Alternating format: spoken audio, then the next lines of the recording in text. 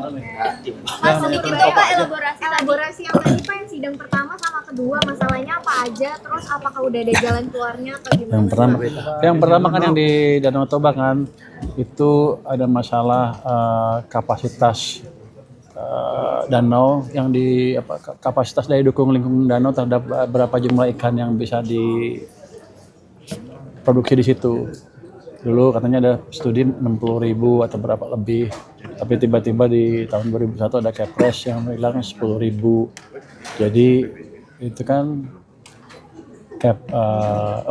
Kepresnya 10.000. Jadi sebelumnya juga sebelum Kepres keluar, setelah itu gubernur mengeluarkan bahwa kapasitas produksinya adalah 60 ton per tahun ya kalau nggak salah ya, 60 ton per tahun. Jadi kita 60 ton per tahun ya. Jadi itu melanggar Kepresnya.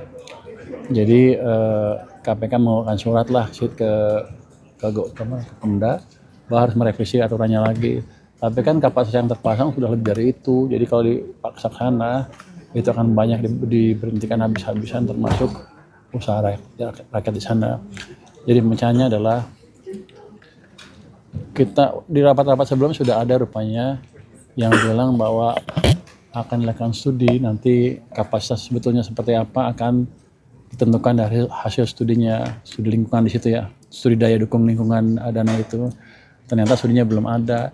Jadi saya bilang tadi ya udah jalan aja, nanti sementara yang ada masih bisa produksi karena ada grandfather clause dari undang-undang pasar modal yang bisa dipakai, undang-undang penanaman modal ya.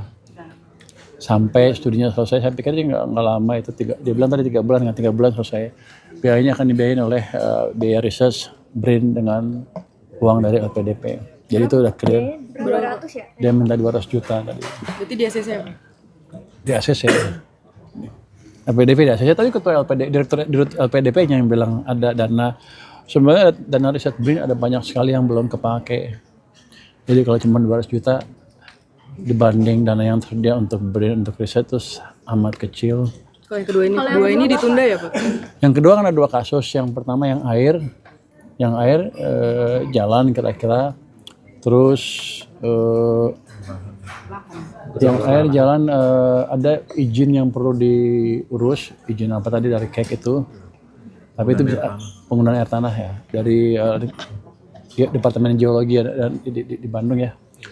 Apa Departemen Geologi dari Kementerian SDM yang penelitian di Bandung nanti itu bisa dijalankan juga dibantu oleh KEK. Jadi nggak ada masalah. Yang kedua yang tanah itu yang saya belum terlalu clear masalahnya apa karena orangnya nggak di sini kan.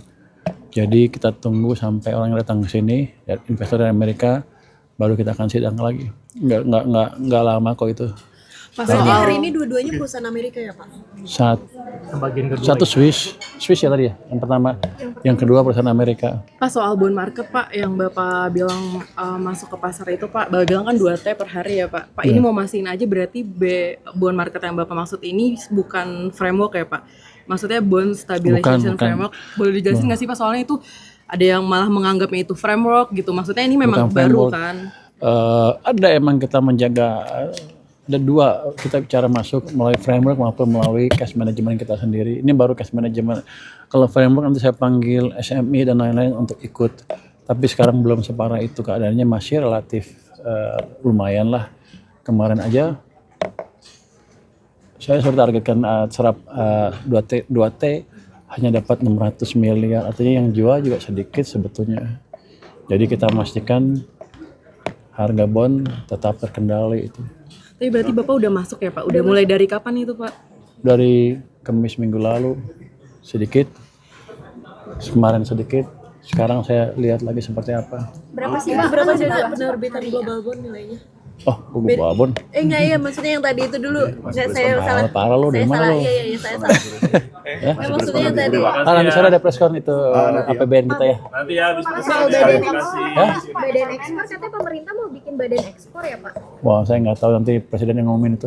Makasih ya. Masih ada press con. Makasih. Masih ada press con.